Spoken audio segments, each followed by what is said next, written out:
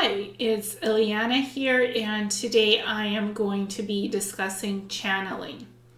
When I channel, I can channel different types of beings, and what happens is I am semi-aware during the channeling of what is going on around me.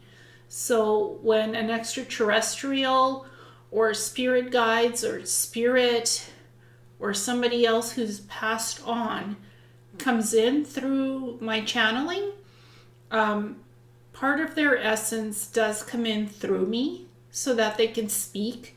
Their soul essence does come in through me in the channeling.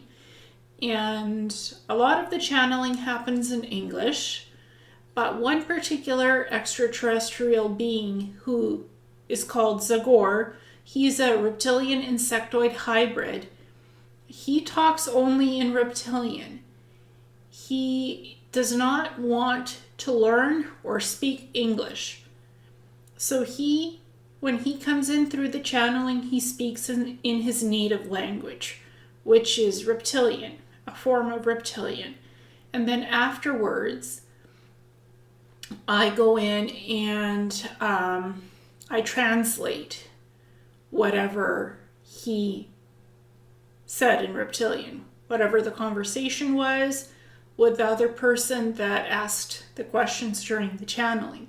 So then Zagor, who he speaks with in reptilian, afterwards I translate the message. So I've had one interesting channeling experience with where a person asked Zagor the questions in English, and Zagor answered the questions in reptilian. And I was semi-present, so, I got some of the information. Like, I sort of knew what Zagor was saying, but I was sort of standing aside. Whenever an entity comes in through me, I do step aside. So it's kind of like I'm in a semi-trance channel. Not in a full channel, but a semi-trance channel. So I step aside to the degree needed to have a channeling session and to be able to facilitate a proper channeling, but I am semi-aware of what's going on in the session. I just feel more comfortable that way. I'm still a channeler, and I do allow the essence of the entity to come in through me, but I'm semi-present. Even though I step aside, I still have awareness of what's going on in the channeling session itself. So that's how I do channeling. And I do a lot of intuitive channeling where I get messages from spirit and spirit guides and archangels. So I do intuitive channeling in different healing sessions, memory retrievals, even in hypnosis. Sometimes intuitive channeling comes into it. When people's higher self or selves want to come in and say something, or if there's a interaction in the hypnosis session with ETs, sometimes forms of intuitive channeling come into that process as well. Because there's messages and information coming in from those beings that they want to pass on to the person in the hypnosis session. Now, the person in the hypnosis session has a connection to those beings psychically as well, and they're asking them questions and getting responses.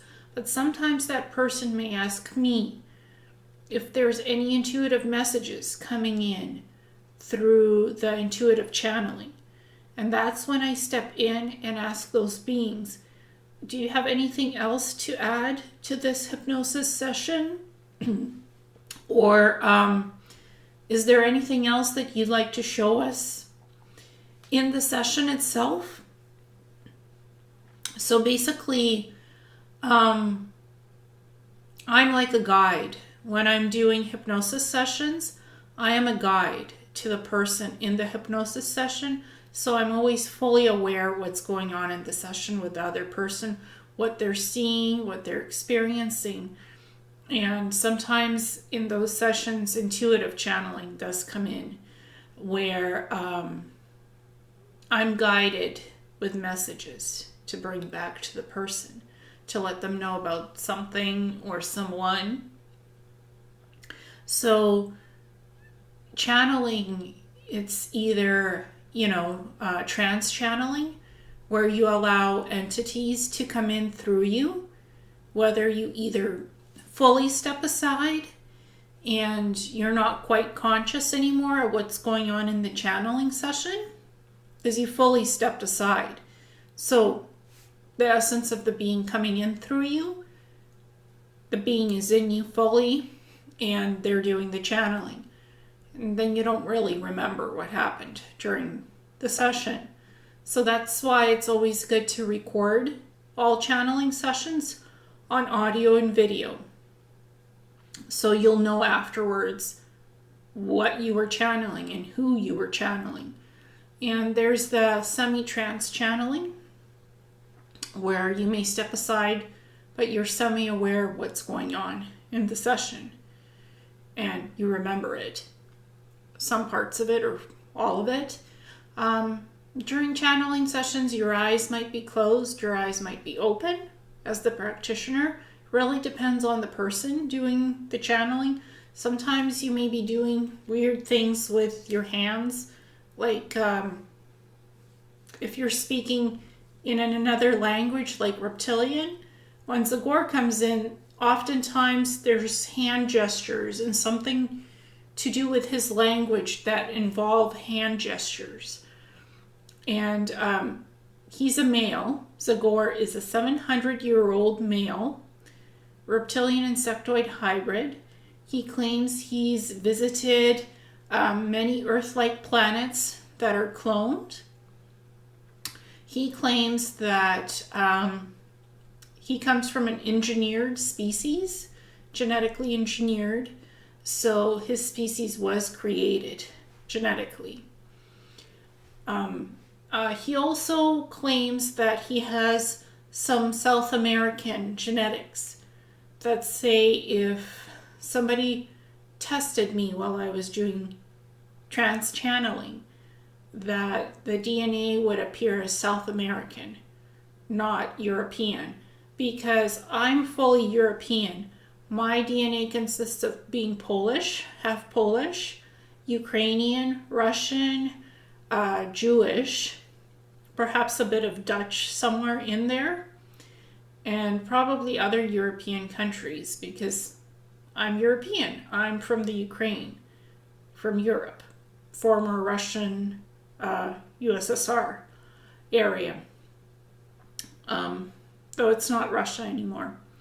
I do speak Russian, and I suspect I have some Ashkenazi Jewish in there, a lot of Ashkenazi Jewish, because I'm half Jewish.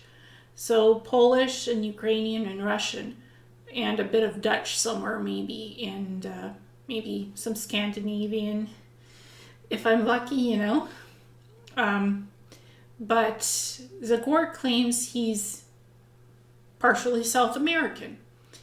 And a lot of reptilians, ET species, have visited South America, like Peru and countries like that in the ancient past, and even,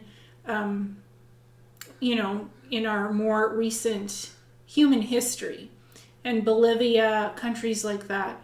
So it would be interesting if genetic testing did reveal that Zagor is South American. So I would have to test my original DNA as, LK, and then we'd have to test the Zagor DNA, which would be male and South American instead of predominantly European. So that would be an interesting test to do with an ancestry kits. You'd have to do 2 DNA tests, one of me originally and one of during the Zagor channeling. Take my DNA and see if it changes into Zagor, because Zagor is male and I'm female. So that's something I'm very interested to perhaps do one day and see what happens. It's a genetic test that would be interesting to do and see if I do really change into Zagor when I channel him. His essence, if his essence genetically changes into male and different genetics. And that would be called a trans-channeling DNA experiment project. That a fellow named Grant Cameron is interested in doing and has been researching for a while now. So I'm very much interested in that in terms of his project and what that would reveal if a bunch of channelers and mediums were actually to do the trans channeling DNA project, if it would show that their DNA actually does change when a being's essence that is not you comes in through channeling, whether that's in English or another extraterrestrial language, or whether that's mediumship other than channeling. So that kind of a thing interests me as a researcher, and I wanted, since I'm talking about channeling, it's quite interesting to also discuss that project. I've heard about it, and I've always been interested in it. So for me, that's quite interesting what the data would show if a bunch of channelers were to do the DNA testing of the original DNA and then through trans-channeling to see what the results were. And I think Jay-Z Knight, who claims to channel Rumpha, actually did a genetic test privately, and it showed that there were some differences. That the being that she channels comes from Atlantis, and that he's of Viking descent. So that was interesting. I'm not sure if those claims are true or not, but it would be interesting to replicate that type of testing. You could do it through any of the private genetic testing companies. You can order a DNA kit and try to do it and see what happens. So anybody could try this test, really, who's a channeler. These DNA kits are not that expensive, and it's also fun to find out your genetics, your ancestry. I'm not worried about somebody collecting my DNA and using it in some nefarious way. The secret space programs have my genetic DNA profile on file. So because I had done 16 back and the planetary corporations on Mars, working for the Cybernetics Labs, and I collected people's DNA almost every day for genetic projects as a cybernetics technician. And my DNA was always on file as well, because they check me at the security points when you're going into the lab. What came up in my recent hypnosis is that every time you have to enter to work in the lab, in the Cybernetics Labs, and there's security. They check your DNA on some type of there's a platform and a stand where you put your palm on, and it reads your DNA. So, and it has to be you to make sure you haven't been altered genetically, you haven't been changed into a hybrid, some kind of an ET hybrid, that you're actually you. You're not a different being. You're not an ET who is masquerading as a human. You're not a clone, that you're not a human biological cyborg and been augmented with something, because it scans your whole body and it scans your DNA. The scanner, the palm scanner that you put your hand on, so it scans everything. It scans your DNA genome and it scans your body to make sure that there's no implants that aren't supposed to be in you other than what you're already augmented in by planetary corporations, like the Neuralink implants. So it makes sure that DNA testing, every time you go into the Cybernetics Labs on site, every day to work, you get that DNA test to make sure it's you and you haven't been tampered with, because they don't want any spies. They don't want any spies. They don't want any type of interference in their labs and their projects stolen. So they make you take a DNA test every day to make sure it's you. That's part of the security measures that they have on Mars.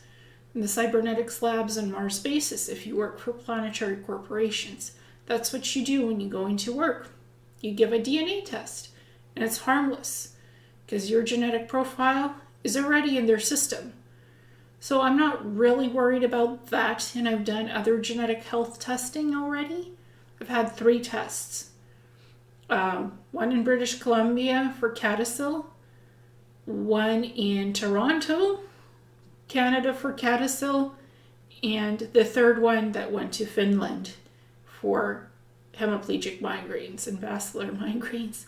So I've done genetic panels, I've done genetic testing through blood work. My DNA has traveled to different countries, so I'm not worried about doing a genetic test. I'm used to it. It's the golden standard because I love genetic experiments. I used to do that on Mars.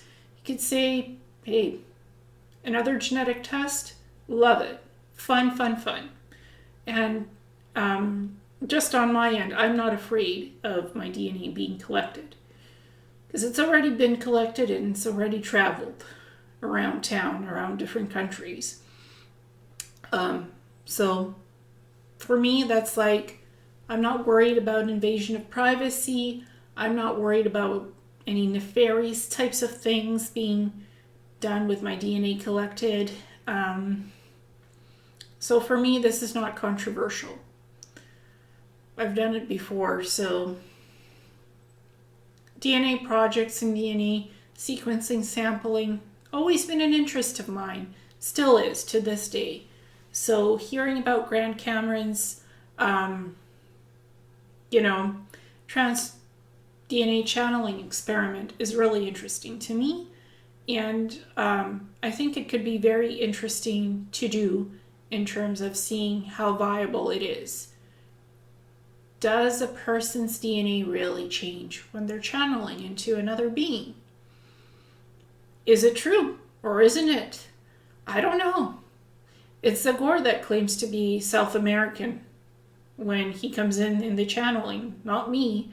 I'm a pasty white girl from Europe, so it's not my claim, it's Zagor's claim, but it would be interesting to check him out and see if he's what he's saying.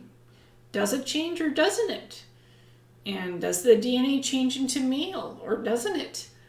Those are things that do interest me as a researcher because it's fun. That would be a fun experiment for me to explore.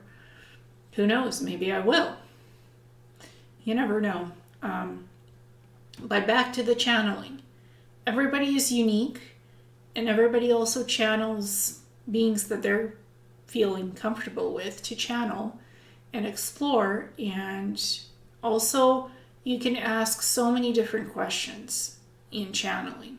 Virtually anything can be asked of the being or beings or collective of beings that come in through channeling.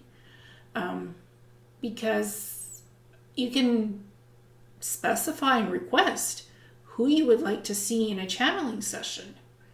There's really no limit of what can be channeled or who could be channeled. There's no limitation to channeling. It's an energy source. It's an essence of a being that comes through the person. So, unlimited potentials in channeling, and also intuitive channeling of messages and information through source, through other beings, spirit guides, people who have passed on. Again, unlimited.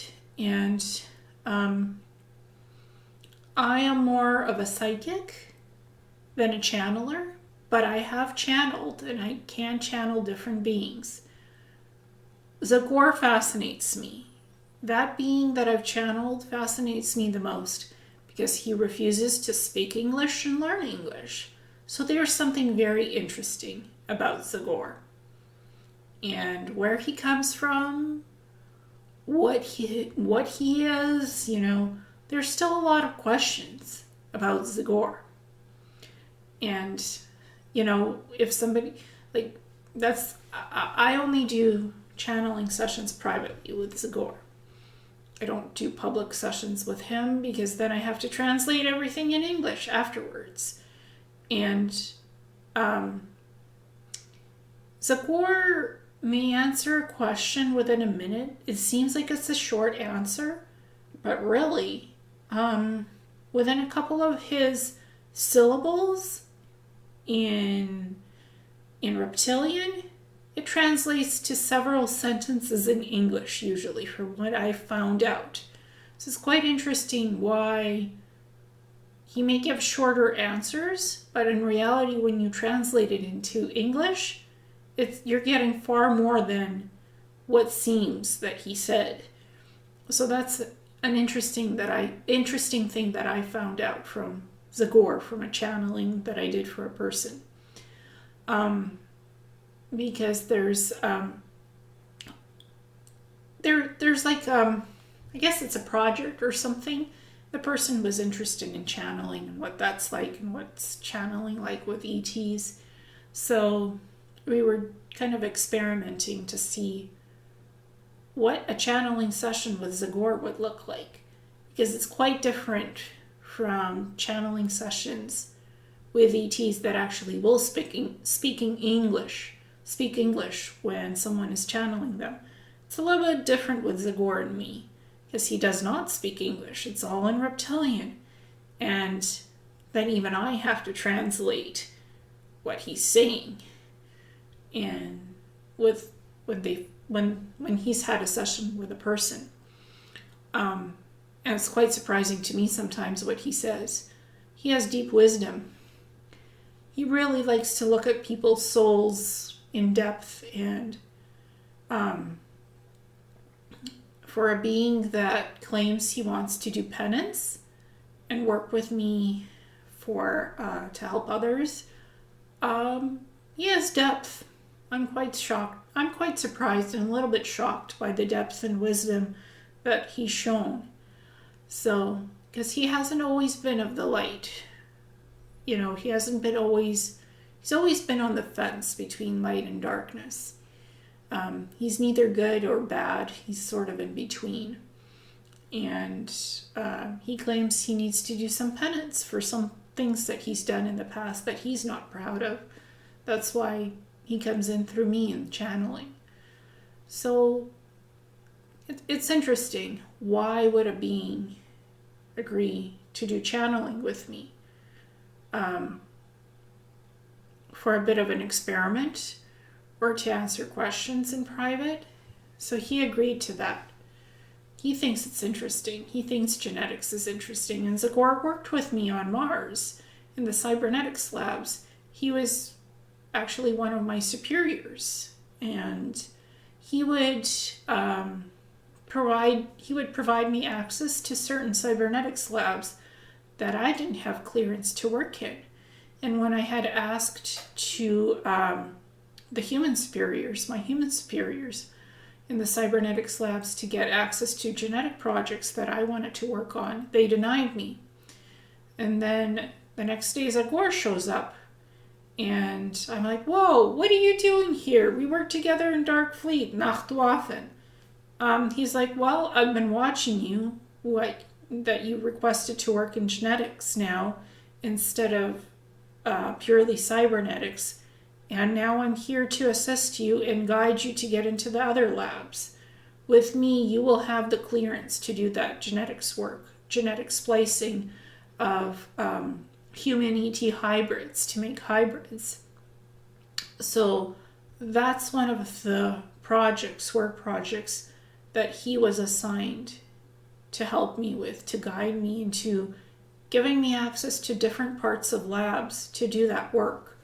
So I do know Zagor from Mars, and I also know Zagor from working with him on ships in Nachtwaffen fleets, where basically ET hybrids that the reptilians made, genetically engineered species like Zagor, who is a reptilian insectoid hybrid, would be a liaison to work with a human from the Nachtwaffen ships, because reptilians work with humans in the fleets, in Nachtwaffen fleets.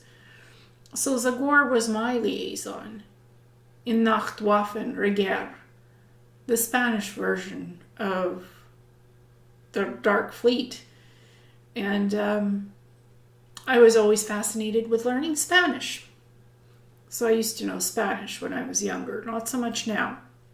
But I did work with Zagor in Dark Fleet, Nachtwaffen, and then on Mars in planetary corporations when I was doing genetics experimentation, creating ET human hybrids in the Cybernetics Labs, just different parts of these labs, not purely focusing on cybernetics and Neuralink implants anymore.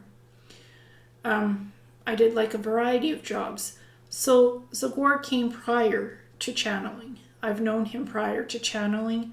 Now he comes in channeling. So I did know him as a physical ET being during my time in the secret space programs on Mars. I did work with him. So he came prior to the channeling, and now he comes in through channeling as well. And sometimes he even comes in when there's no channeling. He just speaks through me, reptilian, out of the blue, out of all of a sudden. And I've told him, we need some boundaries, because sometimes I'm out in public or I'm with friends or whoever, and I can't just be speaking in reptilian as a male. It sounds like a male voice. So there is some boundaries now, and we've agreed he comes in through channeling.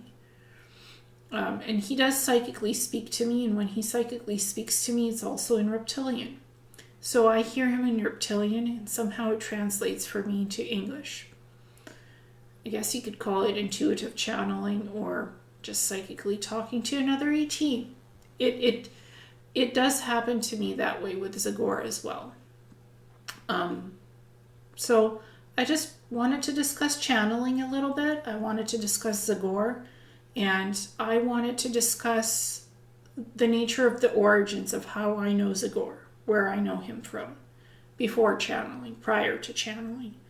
So thank you so much, and namaste.